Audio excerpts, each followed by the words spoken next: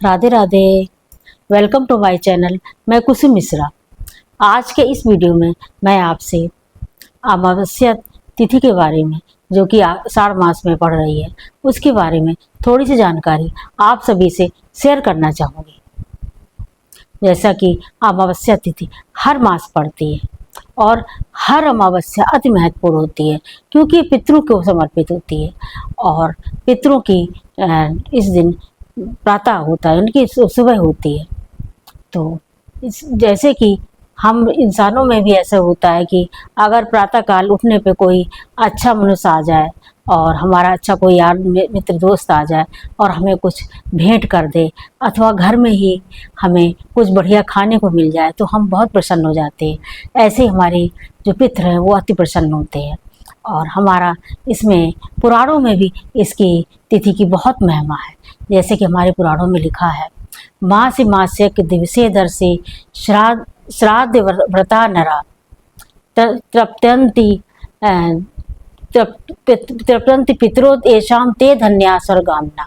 जो भी पितरों को प्रसन्न करते हैं तो उन्हें स्वर्ग की प्राप्ति होती है। इसलिए हमें इसको अमावस्या तिथि को बहुत ही संभाल के रखना चाहिए और जितना भी हम इसमें हम कर सके उतना ही कम है। इसलिए हमें अति से अति करने की कोशिश करना चाहिए। और जिसने अमावस्या को संभाल लिया वो अवश्य ही मोक्ष के जो है मोक्ष क्या जीवन में उनको हर खुशियाँ प्राप्त हो सकती हैं। इसलिए हमें अमावस्या में कुछ कर्म जरूर करना चाहिए। वो शुभ कर्म कैसे हैं और कुछ कर्म ऐसे भी हैं जो हमें नहीं करना चाहिए। तो हमें क्या करना चाहिए?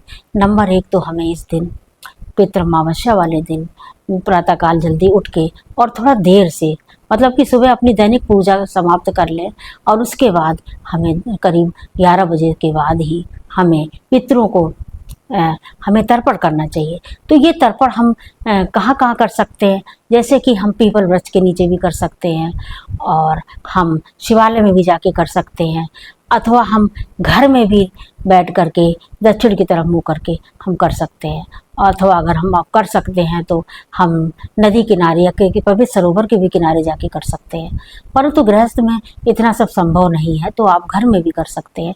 तो करना क्या है, आप कहीं पे भी कर रहे हो तो अगर आपका तांबे का पात्र है तो उसमें गंगा जल और तिल, काला तिल, तुलसी दल और उसमें हम कुशा डाल करके एक खुले स्थान में बैठ करके और दक्षिण तरफ मुँह करके हमें, अगर हम पुरुष हैं तो हम कुशा बिछा लेंगे अथवा कोई दूसरा आसन बिछा करके हम गीता की 7वें अध्याय का हम पाठ करेंगे और भगवान नारायण से हम ये प्रार्थना करेंगे कि इसका पुण्य हमारे पितरों को प्राप्त हो।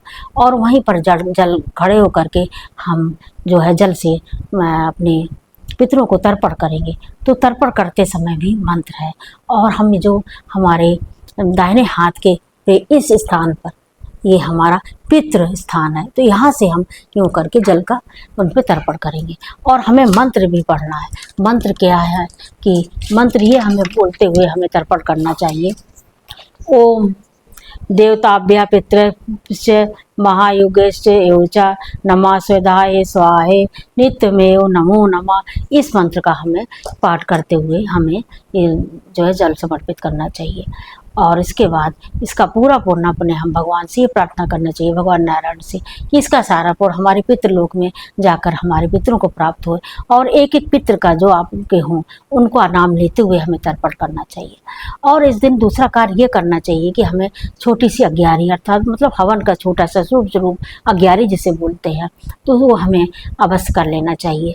तो उसमें बस कुछ ये मंत्र हैं, ओम कुलदेव्यो नमः, ओम कुलदेव्यो नमः स्वाहा और स्वधा, और कुल राम देवताभ्यो स्वाहा और इष्ट देवताभ्यो स्वाहा और जो है पितृ देवताभ्यो स्वाहा। ये मंत्र बोलते हुए हमें थोड़ी सी आहुति देना चाहिए। और उस जो हवन सामग्री होती है उसमें काला तिल और चावल अवश्य मिला लेना चाहिए।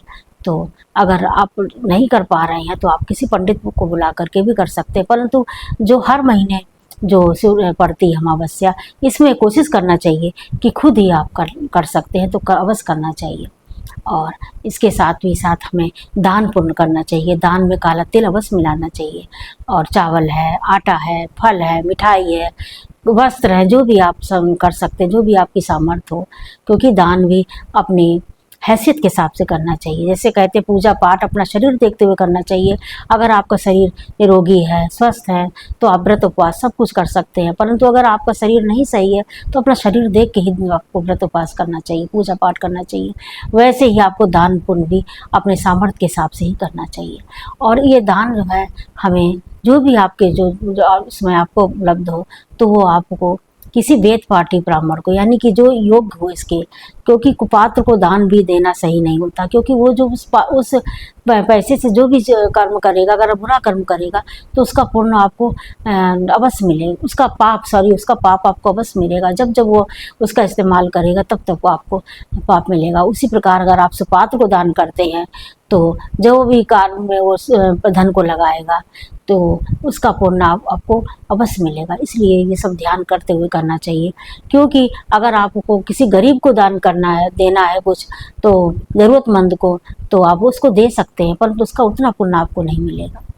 तो इन सब बातों का भी ध्यान रखना चाहिए। तो इस बार अमावस्या कब पड़ रही है? इस बार 25 जून दिन बुधवार को अमावस्या पड़ रही है।